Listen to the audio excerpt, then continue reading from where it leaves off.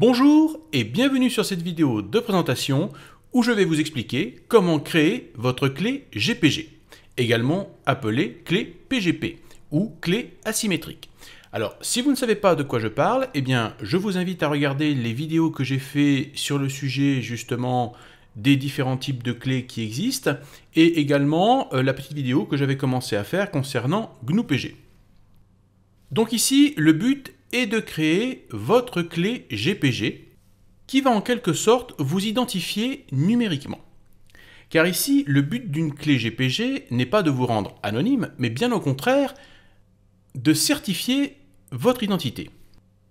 Je vous le rappelle, une clé GPG est constituée en fait d'une paire de clés qui est à la fois une clé secrète et une clé publique. Vous pouvez donner la clé publique à toutes les personnes que vous connaissez et elles pourront utiliser cette clé publique pour chiffrer des messages ou des documents qu'elles pourront vous envoyer. Vous serez le seul à pouvoir déchiffrer ces messages à l'aide de votre clé secrète. Mais ici, nous allons pousser la chose un petit peu plus loin que ce qui a été fait jusqu'à présent. C'est-à-dire que nous allons créer une clé GPG, je dirais entre guillemets dans les règles de l'art. Cette clé GPG va être constituée d'une clé maître et de sous-clés. Et en fait, cette clé maître, vous allez la conserver précieusement. Et vous n'allez utiliser que les sous-clés pour chiffrer ou déchiffrer des messages ou signer des documents. Donc cette vidéo est la première d'une petite série qui expliquera comment utiliser les clés GPG correctement. Ce que je vais vous montrer ici, normalement, vous ne devriez le faire qu'une fois dans votre vie, car si tout se passe bien et si votre clé n'est pas compromise, eh bien vous garderez votre clé maître durant toute votre vie. Alors tout d'abord, il faudra préparer la machine vous permettant de créer votre clé. Donc je vous conseille déjà d'utiliser une machine qui est fraîchement installée avec le Linux de votre choix. Ça peut être Fedora, comme ici je suis sous Fedora 25, ou ça peut être également un Debian, ou n'importe quelle autre distribution de Linux que vous aimez. Les commandes GPG seront strictement les mêmes.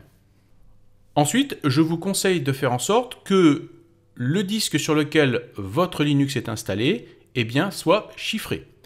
Car les fichiers qui seront générés pourront être potentiellement récupérables après effacement. Donc il est préférable que ces fichiers soient créés sur un disque chiffré. De préférence, évitez les machines virtuelles car vous ne pourrez pas forcément faire confiance à l'hôte de la machine virtuelle. Également, assurez-vous que votre machine ne soit pas connectée à Internet. Remarquez qu'ici, il est bien indiqué que ma connexion filaire est éteinte. Donc aucune connexion à Internet, aucune connexion au réseau, donc pas de risque que ma clé maître ne s'échappe sur le réseau. Une fois que vous aurez terminé la création de vos clés et que vous les aurez mises en lieu sûr, je vous conseille de réinstaller intégralement cette machine que vous pourrez réutiliser normalement. Le but étant de ne laisser aucune trace de la création de vos clés maîtres.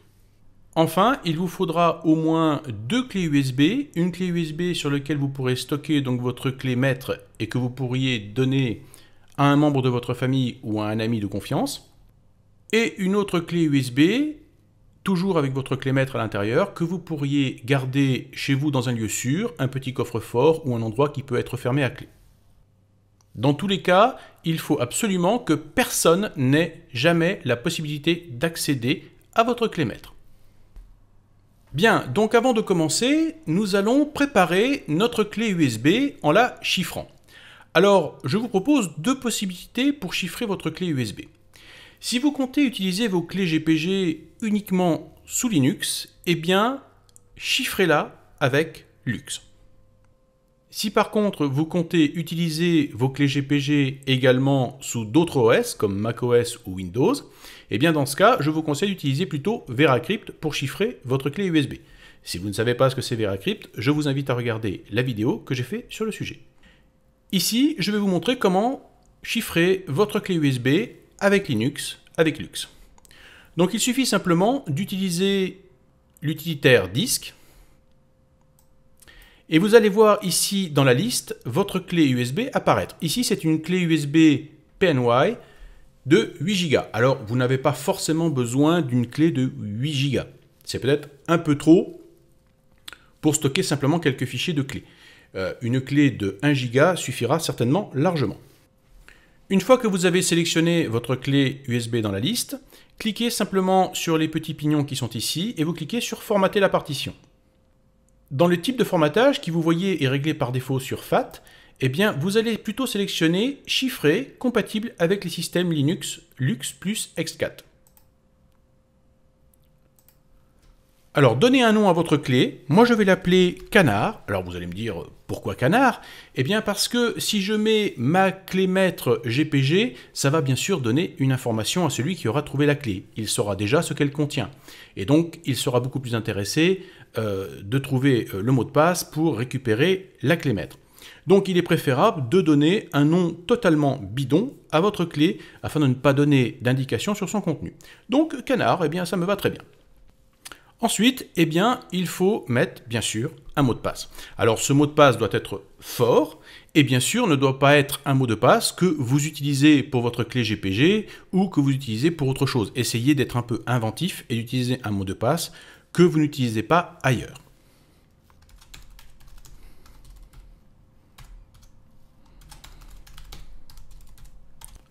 Alors, ai-je besoin de le préciser? Un mot de passe doit au moins faire 10 caractères, contenir des chiffres et des lettres en majuscules et minuscules, plus caractères spéciaux de type dièse, point d'exclamation, point d'interrogation, barre slash, enfin bref, des caractères qui ne sont pas des chiffres et des lettres. Voilà, et vous voyez qu'ici, j'ai un mot de passe qui est fort. Je clique sur Formater, je confirme. Voilà, en quelques secondes, votre clé USB sera chiffrée à l'aide donc de Lux. Bien sûr, le temps de formatage sera plus ou moins long en fonction de la taille de votre clé USB et également si c'est une USB 2 ou une USB 3, l'USB 3 étant bien sûr plus rapide. Maintenant, si nous allons dans l'explorateur de fichiers, vous allez pouvoir constater qu'on a bien une clé qui s'appelle Canard et qui est vide. Quand vous aurez terminé d'utiliser votre clé USB, cliquez simplement sur l'éjection ici, qui éjectera donc votre clé de votre système. Et la prochaine fois que vous allez reconnecter votre clé USB à votre système, eh bien, un mot de passe vous sera demandé, le mot de passe qui permettra de déchiffrer la clé. C'est aussi simple que ça. Par contre, comme c'est chiffré avec Lux, eh bien, il ne sera pas possible de déchiffrer votre clé sur, par exemple, Windows. Donc vraiment ici, n'utilisez Lux que si vous avez vraiment l'intention de n'utiliser vos clés GPG que sous Linux. Alors maintenant que nous avons bien préparé notre système et bien préparé notre clé USB, nous allons maintenant configurer GPG pour qu'il se comporte de la meilleure façon possible pour la création de nos clés. Donc on va ouvrir le terminal, et là j'avertis tout de suite pour ceux qui sont allergiques aux lignes de commande, ça risque de piquer un peu les yeux car nous allons tout faire en ligne de commande. Donc la première chose, c'est de passer en mode root, c'est-à-dire en mode administrateur. Donc vous faites SU comme d'habitude et vous tapez votre mot de passe root. Et ensuite, nous allons éditer un fichier qui est en fait dans un dossier caché du système. Et on va utiliser pour ça l'éditeur de texte qui s'appelle Gedit. Donc ce dossier se trouve dans Home, le nom d'utilisateur, donc le vôtre si c'est votre machine,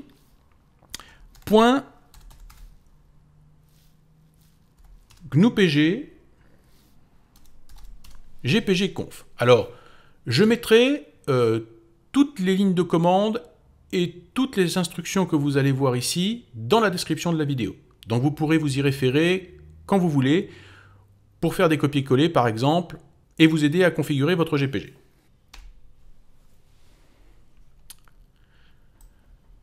Alors vous voyez que dans ce fichier, il y a déjà pas mal de lignes avec des commentaires. Donc tout ce qui commence par une dièse n'est pas pris en compte par GPG, c'est-à-dire que c'est mis en commentaire. Donc vous voyez qu'ici, tout est en commentaire, rien n'est pris en compte, et il y a déjà pas mal de paramètres en fait que vous pouvez activer si vous le souhaitez. Donc il suffit simplement de lire les descriptions qui sont faites de ces différentes commandes, de ces différents paramètres. Et si vous souhaitez par exemple ici montrer les photos qui sont liées aux clés GPG, eh bien simplement enlever le dièse qui se trouve devant et cette ligne sera prise en compte désormais.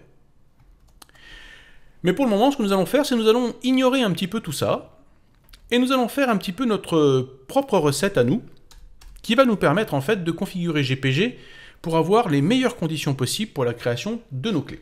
Donc je vais faire un petit peu moi-même de copier-coller, parce que sinon ça risque d'être un petit peu laborieux et long.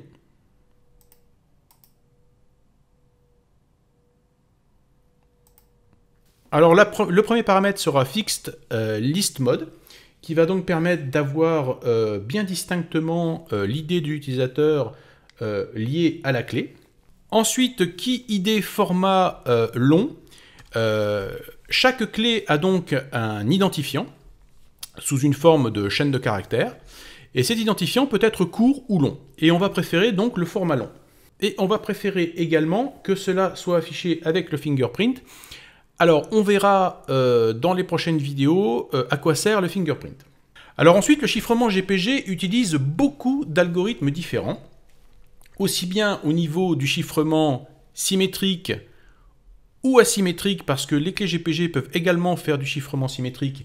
Donc on peut avoir de nombreux algorithmes différents pour le symétrique comme pour l'asymétrique. Et également, on peut avoir des hashages différents, hein, le fameux SHA 256 ou 512 dont je vous avais déjà parlé. Eh bien, les clés GPG prennent en charge beaucoup de ces différents types de hashages ou d'algorithmes de chiffrement. Donc, ce que l'on veut spécifier, nous, c'est que l'on préfère avoir les algorithmes les plus forts pour faire nos chiffrements. Donc, on veut que par défaut, GPG choisisse toujours ce qu'il y a de plus fort. Donc la première commande, c'est Personal Cipher Preferences AES 256. Donc AES 256, c'est, comme vous le savez, le plus fort. Et enfin, eh bien là, pour le hachage, pas de surprise non plus, on va choisir en plus fort le SHA 512. Donc en anglais, on appelle ça le digest. Ensuite, eh bien, on va indiquer les algorithmes de chiffrement que l'on préfère par ordre en fait de grandeur. Vous voyez qu'ici on a SHA 512 en premier, puis 384, 256. Voilà, donc ça va toujours du plus fort au plus faible. Ensuite, vous voyez qu'ici on a en premier AES 256, puis Twofish, Blowfish, etc., etc. Donc ici, nos préférences par défaut, car vous pouvez tomber sur des machines ou des systèmes qui n'accepteront pas certains chiffrements les plus élevés, comme par exemple SHA 512, qui ne passe pas forcément n'importe où. Et donc, par conséquent, vous allez dire à la machine, bien voilà, si SHA 512, ben ça passe pas, eh bien, essaye le SHA 384. Ensuite, on va encore mettre deux commandes qui indiquent les algos que l'on utilise. Donc ici, algorithme AES 256 et digest SHA 512. Ensuite, également, le hachage que l'on va préférer pour les certificats. Donc, également ici du SHA 512. Et l'algorithme de compression que l'on va préférer, ça va être zlib. Et on va en profiter pour également lui indiquer les algorithmes qu'on ne veut pas. C'est-à-dire qu'on ne veut pas de 3DES et on estime que SHA 1 est trop faible. Donc Weak Digest, on lui indique ça, on n'en veut pas. Ensuite, on va lui demander de nous afficher la validité des clés pour savoir si elles sont valides ou pas et également si elles ont une date de péremption. Donc pour ça ici, deux lignes, Verify Options Show ID Validity et List Options Show ID Validity. Ensuite, on va également limiter les informations qui sont diffusées avec nos clés à l'aide de trois lignes, No Emit Version, No Comments et Export Option, Export Minimal. Voilà.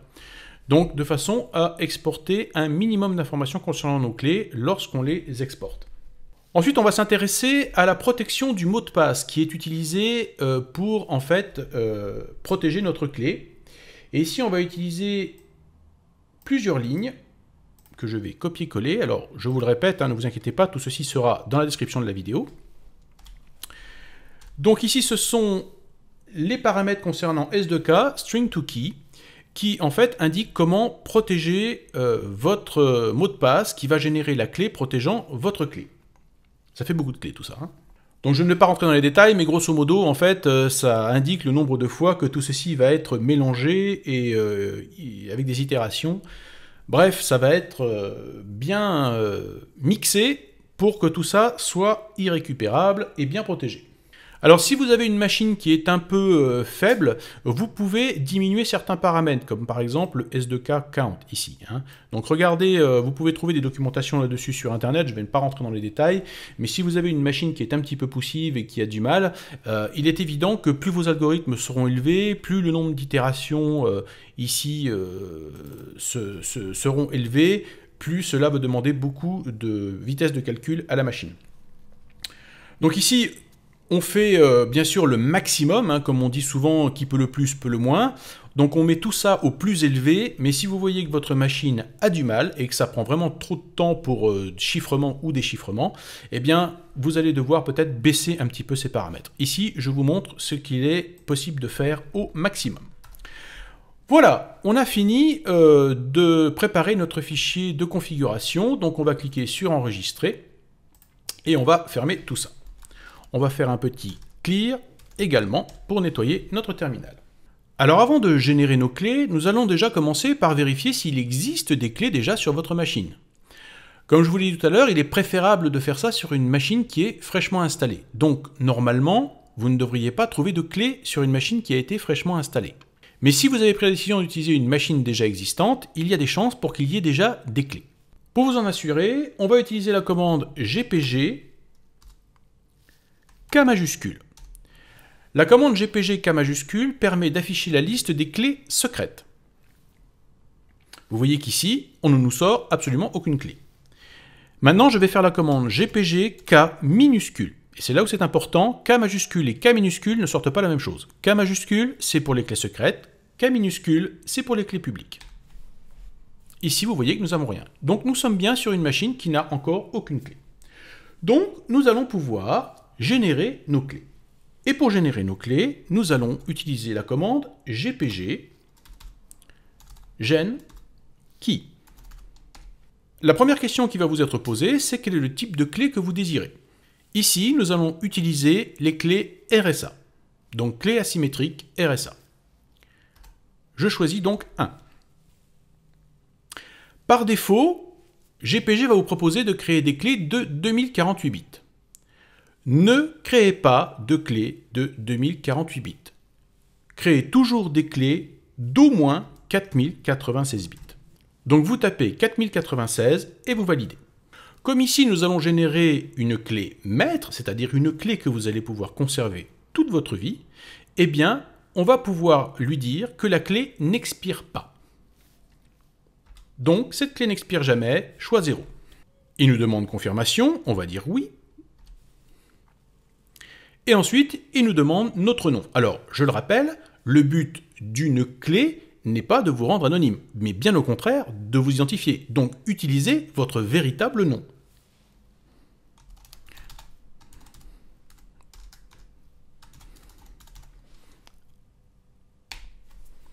Maintenant, il nous demande une adresse email.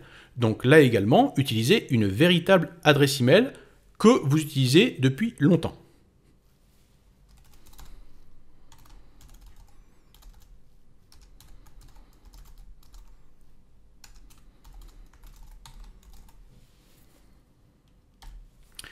Et enfin, vous pouvez mettre un commentaire si vous le souhaitez sur votre clé. Ici, je ne vais rien mettre, je n'ai pas besoin de faire un quelconque commentaire. Enfin, il nous demande de vérifier si les informations qu'on a saisies sont bien bonnes. Donc vérifiez bien que vous avez bien tapé correctement votre nom, tapé correctement votre adresse email. Vous avez la possibilité de modifier l'un de ces éléments. Vous voyez avec N pour nom, C pour commentaire, A pour adresse. Ou alors, vous validez et vous faites O majuscule pour dire oui, c'est bon, j'ai bien tout saisi correctement. Et enfin, voici la dernière étape qui consiste bien sûr à mettre un mot de passe qui va protéger votre clé maître. Alors ici, il va falloir mettre un mot de passe vraiment solide, c'est-à-dire au moins 20 caractères, avec chiffres, lettres, majuscules, minuscules et caractères spéciaux. Donc, n'hésitez pas, lâchez-vous, ici c'est votre clé maître, donc vraiment mettez un mot de passe très fort et un mot de passe unique que vous n'utilisez nulle part ailleurs. Et bien sûr, tâchez de vous en souvenir. Il nous demande de répéter la phrase secrète pour être sûr que vous n'avez pas fait de faute de frappe. Voilà, maintenant, il va falloir générer comme on le fait parfois sur VeraCrypt, des données aléatoires sur votre machine. Car vous voyez, la machine va essayer de créer donc ces clés, mais pour créer ces clés, elle va avoir besoin de données aléatoires. Alors qu'est-ce que vous allez faire? Eh bien, vous allez faire semblant d'utiliser votre machine, c'est-à-dire qu'on va par exemple utiliser un traitement de texte, j'édite par exemple ici, et nous allons taper un peu n'importe quoi au clavier, des choses aléatoires. N'hésitez pas à bien bouger également votre souris, gigoter votre souris, taper des choses dans votre traitement de texte de façon totalement aléatoire. Vous pouvez également faire des accès disques en, par exemple, ouvrant vos dossiers, bougeant les fenêtres, faire des recherches. Bref, tout ça va générer en fait des données sur votre machine qui vont permettre à GPG d'obtenir des données aléatoires qui vont lui permettre de générer les clés. Donc vous voyez, si je vais faire par exemple un enregistrement, je vais mettre ici dans Documents, je vais enregistrer ça ici. Donc n'hésitez pas, amusez-vous. Vous allez voir, c'est passionnant à faire jusqu'à ce que GPG vous indique qu'il a réussi à créer vos clés avec les données aléatoires que vous avez générées en utilisant votre machine. Voilà, donc après avoir torturé mon clavier et ma souris pendant quelques secondes, vous voyez que GPG a réussi à générer mes clés. Je vais nettoyer un peu mon terminal, je vais faire clear. Et voyons maintenant ce que l'on obtient lorsque je fais GPG-K pour obtenir la liste de mes clés secrètes. Alors voici ce qu'il nous indique. Les 3 premières lettres ici, SEC, indiquent que c'est donc ici ma clé secrète. Son identifiant est indiqué ici, 674 F8 PCE. Et on a la date à laquelle a été générée cette clé, avec juste en dessous l'identifiant que j'ai indiqué en clair. Ensuite ici, on voit qu'il a créé une sous-clé. C'est une sous-clé secrète, SSB. On va voir plus en détail ici cette sous-clé un peu plus tard. Maintenant, si je fais GPG-K, nous voyons qu'ici nous avons en fait la clé publique qui est liée donc à cette clé secrète, pub. Et nous avons également une sous-clé publique qui est également liée à cette secret subkey ici qui est indiquée. Donc nous avons à la fois clé secrète, clé publique, sous-clé secrète, sous-clé publique.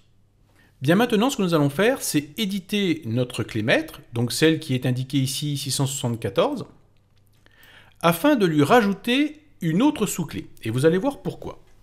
Alors on va faire GPG, edit, key, et on va faire un simple copier-coller ici de son identifiant.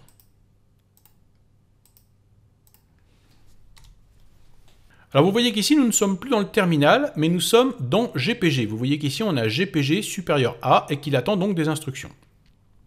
Il nous a également indiqué donc les détails de la clé que nous sommes en train d'éditer. Donc ici nous avons bien notre clé maître et la sous-clé. Nous avons également ici utilisation et nous allons voir ce que représentent ces lettres que nous avons ici. S ici indique que cette clé est bonne pour faire des signatures, c'est-à-dire que vous pouvez signer un document avec cette clé. Et C indique que vous pouvez certifier une autre signature, par exemple la signature d'un de vos amis, vous pouvez la certifier à l'aide de votre clé maître. Par contre, si nous regardons ici la sous-clé publique, nous voyons qu'ici E indique que cette clé ne peut servir qu'à faire du chiffrement. Donc le problème ici, c'est que si vous voulez signer un document et que vous ne voulez pas utiliser votre clé maître pour ça, vous n'avez pas de sous-clé qui vous permette de le faire. Donc ce que nous allons faire, c'est que nous allons créer une deuxième sous-clé qui va permettre de faire uniquement des signatures.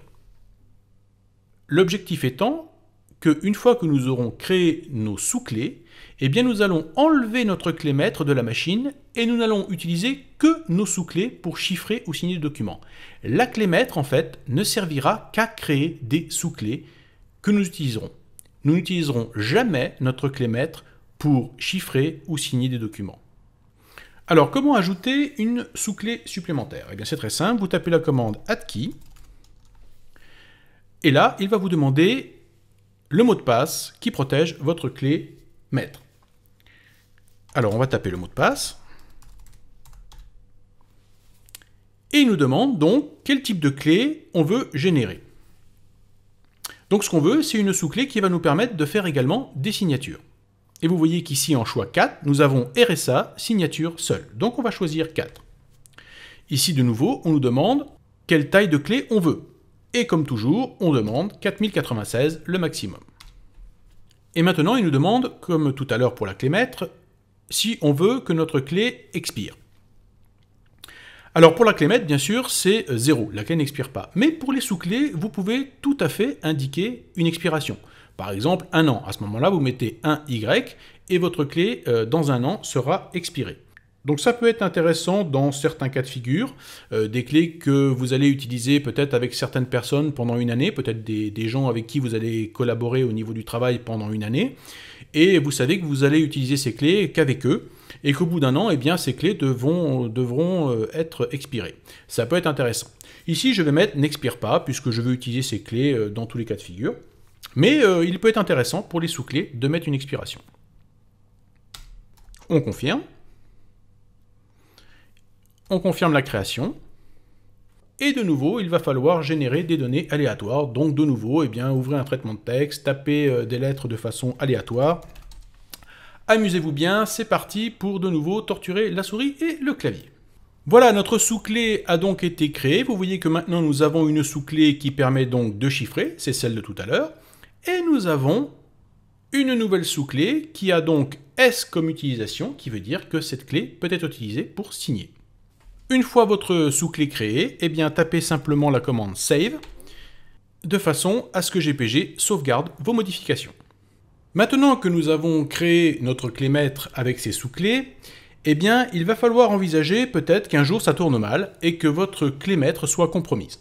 Donc, ce que nous allons faire, c'est créer un certificat de révocation. Ce certificat vous permettra, si les choses tournent mal, de pouvoir révoquer votre clé et de pouvoir, en fait, communiquer cette révocation à toutes les personnes avec qui vous avez l'habitude de communiquer. Donc nous allons utiliser la commande gpg output et nous allons indiquer le chemin où va se trouver notre certificat de révocation. Alors ce chemin va être la clé USB que nous avons créée, donc qui se trouve dans Run Media, le nom de l'utilisateur, le nom de la clé et enfin le nom du fichier. On va l'appeler révocation.asc. ASC. Pourquoi ASC? Eh bien tout simplement parce que ce certificat de révocation va être au format ASCII, c'est-à-dire un format de chaîne de caractères en fait, qui sera tout à fait visible par exemple dans un traitement de texte. Ensuite, on va indiquer la commande gen révoque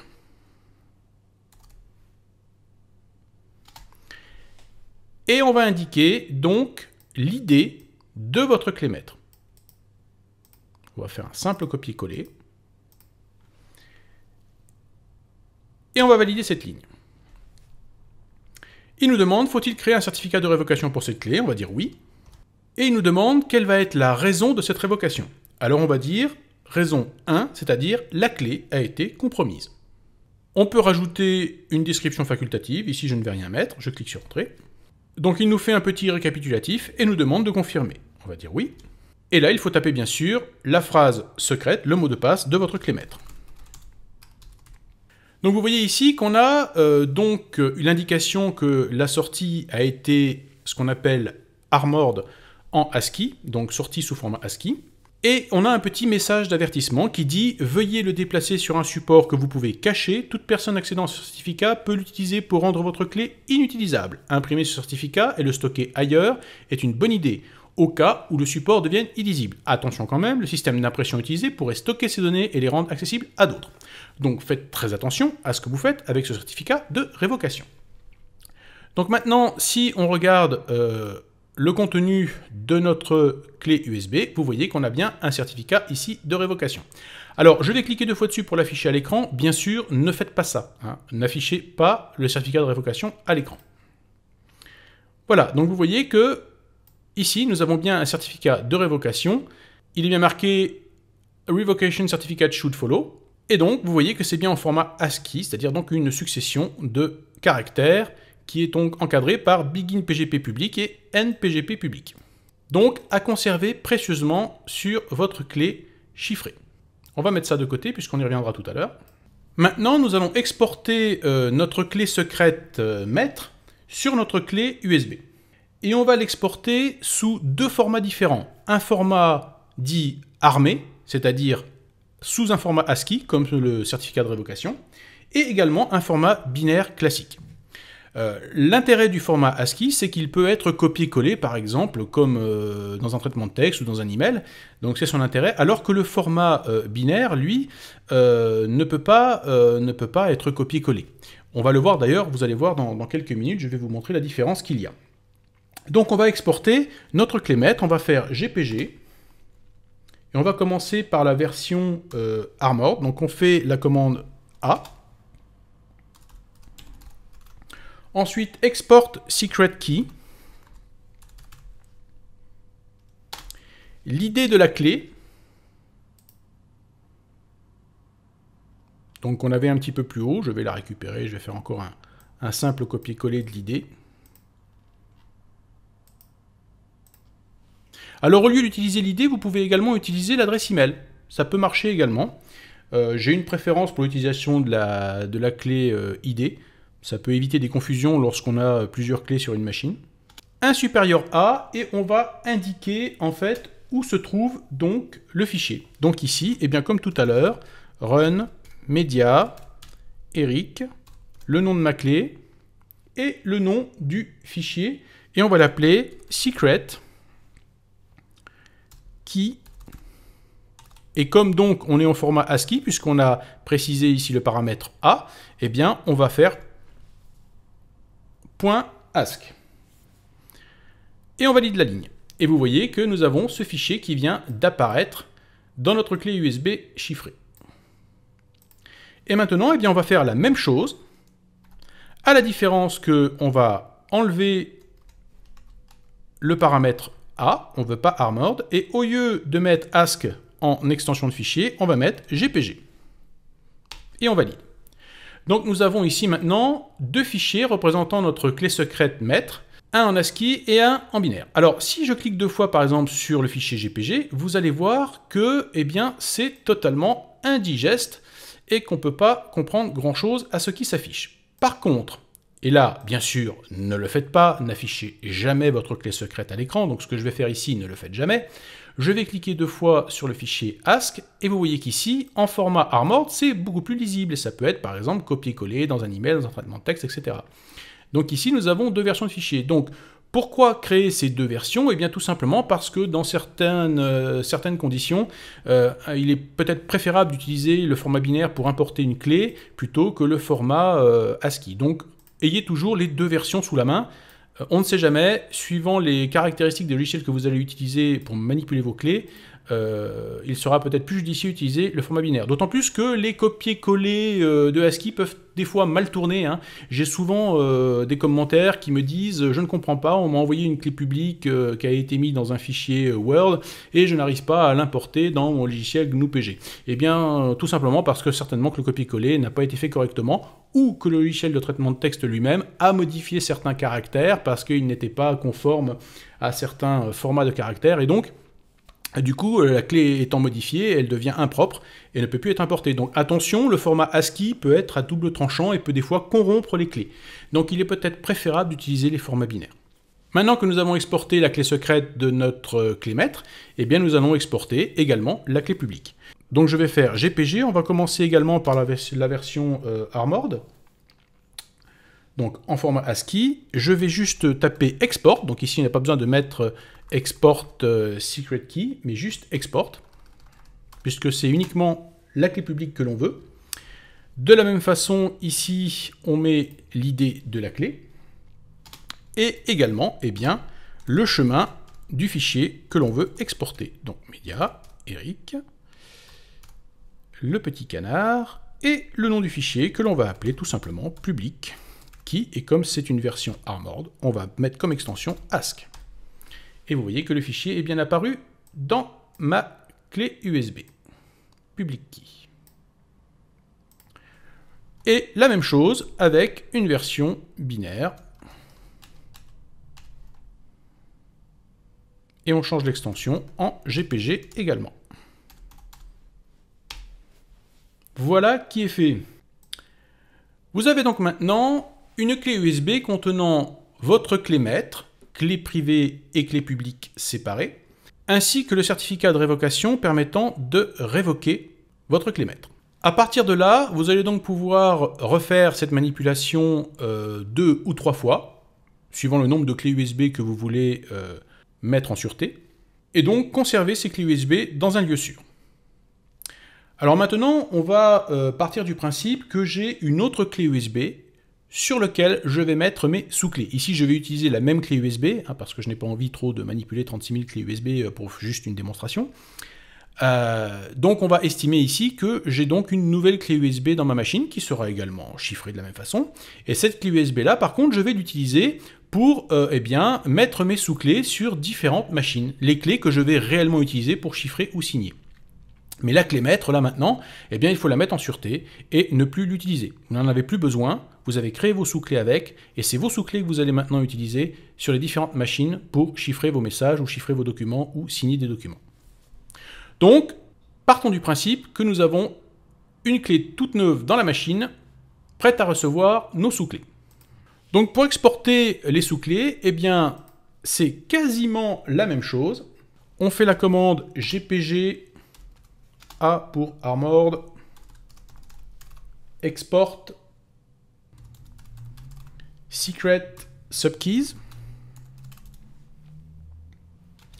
Et toujours pareil, on va coller l'identité de la clé et on va indiquer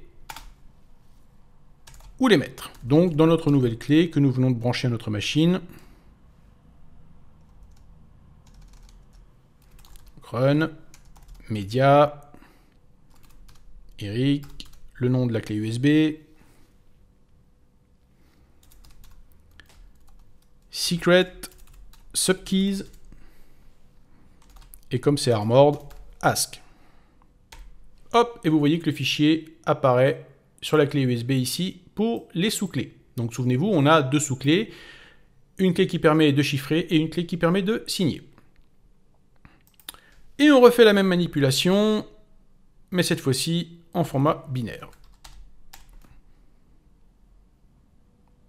Et on met en extension GPG. Voilà, nos sous-clés sont exportés. Bien, maintenant nous allons nettoyer un petit peu notre interface.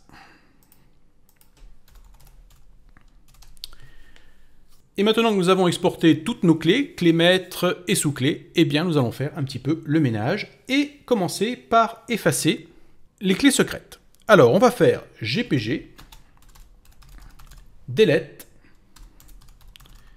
secret, keys. Et on va mettre donc l'idée de la clé que l'on veut effacer. On nous demande confirmation, on dit oui. On nous demande encore confirmation, on dit oui. Et voilà qui est fait. Alors pour s'en assurer, on va faire GPG, K majuscule. Et vous voyez qu'il ne nous donne plus rien.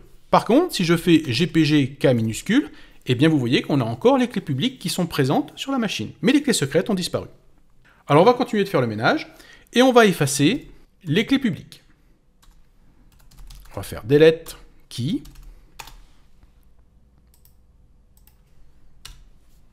On nous demande confirmation. Et maintenant, si je fais GPG K minuscule, vous voyez qu'il n'y a plus aucune clé sur la machine. Tout a été effacé. Alors maintenant, nous allons imaginer que vous êtes sur une nouvelle machine que vous allez utiliser. C'est-à-dire que cette machine-là qui vous a permis de générer vos clés, normalement, vous devez avoir tout réinstallé, tout effacé proprement, de façon à ce qu'il n'y ait plus aucune trace de votre clé maître sur cette machine. Donc vous êtes sur votre machine habituelle que vous utilisez tous les jours sous Linux, et vous allez pouvoir importer vos sous-clés pour commencer à les utiliser. Donc vous allez brancher la clé USB qui contient vos sous-clés et les importer. Alors comment on fait ça? Vous allez voir, c'est très simple, je fais GPG, import,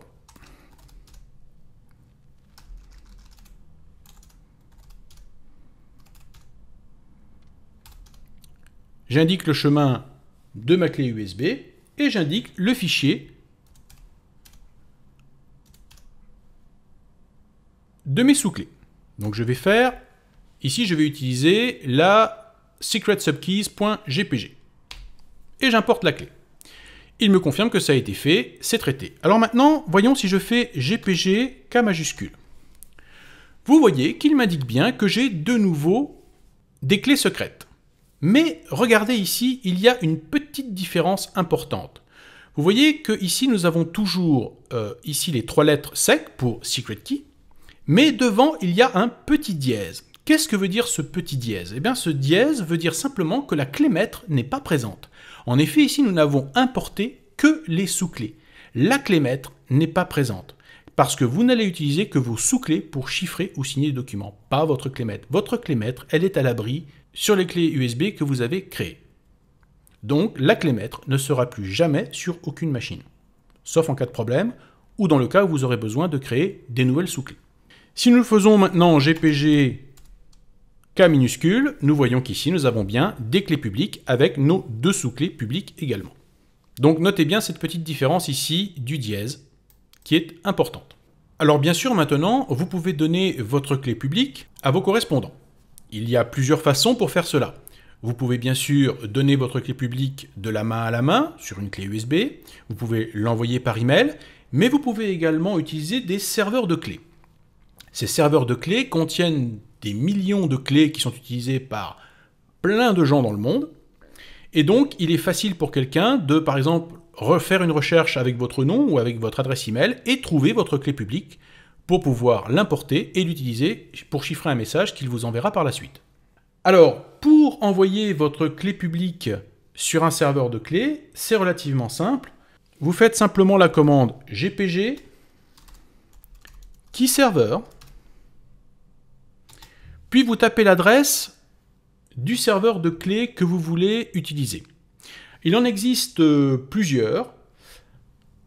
Je mettrai dans la description de la vidéo les 3 plus courants qui sont utilisés. Ici, je vais vous montrer par exemple le PGP MIT Edu, qui est donc un serveur de clés GPG-PGP. Et ensuite, vous mettez la commande send key.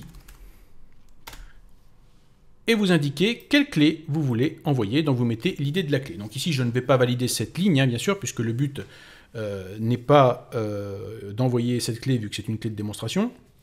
Et en plus de ça, je ne suis même pas connecté à Internet, donc ça ne risque pas de fonctionner. Donc cette commande va envoyer votre clé publique sur ce serveur de clés PGP MIT Edu, et sera récupérable par toute personne voulant chiffrer un message vous étant destiné. Alors maintenant, juste un petit commentaire concernant la possibilité de mettre votre clé publique sur un serveur. Vous remarquerez que la majorité des serveurs de clés sont situés bien sûr aux États-Unis. Il est évident que toute personne utilisant des clés PGP pour chiffrer des messages attire tout de suite l'attention. Et comme ces serveurs sont situés aux États-Unis, eh bien vous vous doutez bien que cela permet aux services d'espionnage d'avoir une liste détaillée des personnes utilisant des clés PGP. Hein, c'est carrément leur donner une liste bien détaillée à leur portée, très facile d'utilisation pour eux. Ils n'ont même pas besoin de faire une recherche, ils vont juste sur les serveurs de clés et ils ont la liste de toutes les personnes utilisant des clés PGP. Donc, si vous êtes une personne publique, c'est-à-dire un journaliste, un avocat ou quelqu'un qui a donc une raison quelconque d'avoir des informations venant du public, alors il est conseillé effectivement de mettre votre clé sur un serveur de façon à ce que les personnes qui sont dans le public puissent facilement récupérer cette clé et vous envoyer un message. Mais si c'est uniquement pour que Tati Jeannette vous envoie sa recette secrète de la tarte aux pommes, il est évident que ça n'a aucun intérêt de mettre votre clé PGP sur un serveur de clés. Donc si vous n'y êtes pas obligé d'une quelconque façon, ne le faites pas. C'est préférable de ne pas indiquer au monde entier que vous chiffrez vos messages. Soyez discret. Donc mettre sa clé sur un serveur de clés doit être réservé à des personnes ayant besoin d'avoir des relations avec le public. Ceci étant dit, rien ne vous empêche d'avoir des clés qui sont sur un serveur de clés et également d'avoir d'autres clés qui sont plus sur un cercle plus rapproché autour de vous, pour votre famille ou vos amis. Rien ne vous empêche de créer autant de clés que vous le voulez. Alors bien sûr, cela demande une petite gestion supplémentaire. Hein. Plus vous aurez de clés, plus ça va être peut-être difficile à gérer. Donc ne vous compliquez pas trop la vie, mais sachez que ce n'est pas non plus une obligation de mettre vos clés sur un serveur. Et ce n'est pas forcément d'ailleurs conseillé. Voilà, donc cette vidéo sur la création de vos clés est terminée. Cette vidéo est la première d'une petite série qui vous expliquera comment bien utiliser vos clés PGP. Donc nous verrons dans les prochaines vidéos comment révoquer vos clés, que ce soit la clé maître ou les sous-clés. Nous verrons également bien sûr comment chiffrer, signer, vérifier une signature. Bref, bien d'autres sujets à aborder concernant les clés GPG dans les prochaines vidéos sur ce sujet. Voilà, j'espère que vous avez aimé cette vidéo et je vous dis à très bientôt pour d'autres vidéos.